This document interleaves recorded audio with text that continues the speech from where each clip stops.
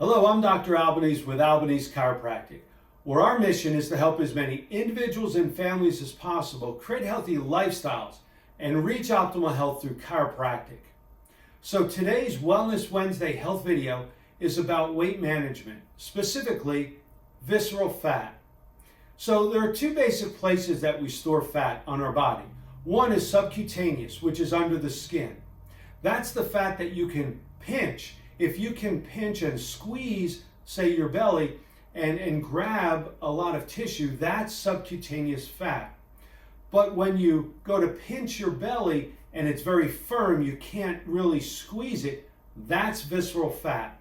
Now, we need visceral and subcutaneous fat, but it's when visceral fat is in excess that we run into health problems. Now, oftentimes we think of visceral fat or fat in general as just this tissue that's stored in and around our body. But in reality, visceral fat almost acts like an endocrine organ because it can influence hormones, insulin and sugar balances. It can cause inflammation. It can produce many different reactions or influence many different reactions within the body. One of the biggest influencers is our metabolic health. And this is very important because metabolic health are the reactions that actually enable our body to function and survive and live. Namely, insulin balance, hormone balance, cellular energy. So if we have an excess amount of visceral fat, it can actually influence how much cellular energy we have to run our body and decrease that so our body doesn't run efficiently. We're not as healthy. Metabolic health is the number one determining factor in healthy aging. So it can actually influence how our body ages. And the amount of visceral fat, especially visceral fat, is one of the top indicators of our overall health and one of the influencers of all the top chronic conditions like cancer, heart disease, liver and kidney disease, diabetes. So really getting a handle on having a healthy amount of visceral fat within your body and decreasing excessive visceral fat is very important for your overall health. Now, how do we acquire more visceral fat? Well, refined carbohydrates, processed and ultra-processed foods, excessive alcohol. We have sedentary lifestyles, dairy or saturated fats within foods. Dairy is 60-70% saturated fat. We also have excessive calorie intake.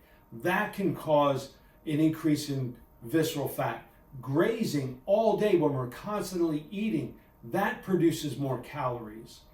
So your diet is obviously one way that you can increase visceral fat, and then not exercising and burning off those calories is another huge indicator of how much visceral fat we accumulate.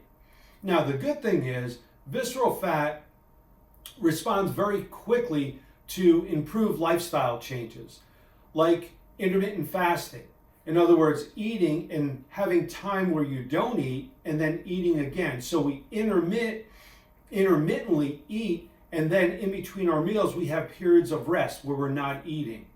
Certainly increasing fiber-filled foods like fruits and vegetables, because fiber will absorb water, which fills our stomach up, and as a result, we're not as hungry as often. So making sure we have the proper caloric intake when we're excessively eating. Say, for example, we eat 2,500 calories a day, but our body requires 2,000.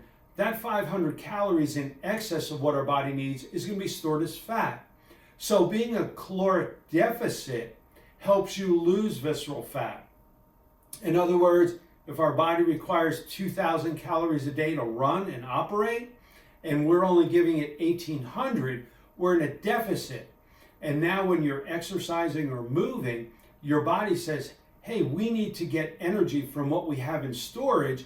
Let's use that, burn that off to make up for that 200 calorie loss.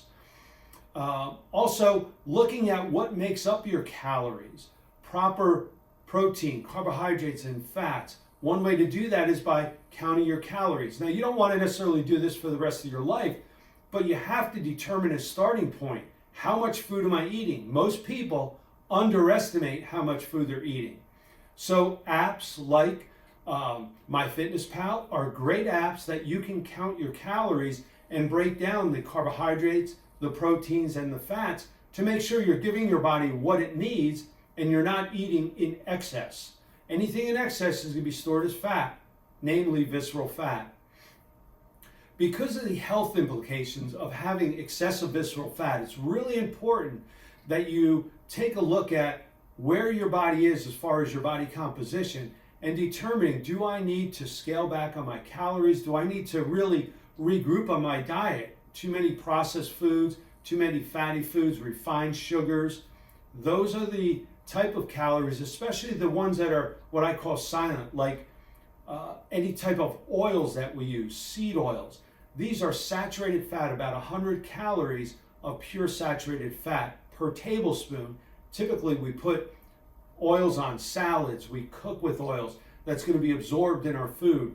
These are the really sneaky calories that can cause your body to store excessive fat. Now, we went into detail in an hour-long presentation on creating a healthy lifestyle. The video is You Can't Outlive Your Lifestyle.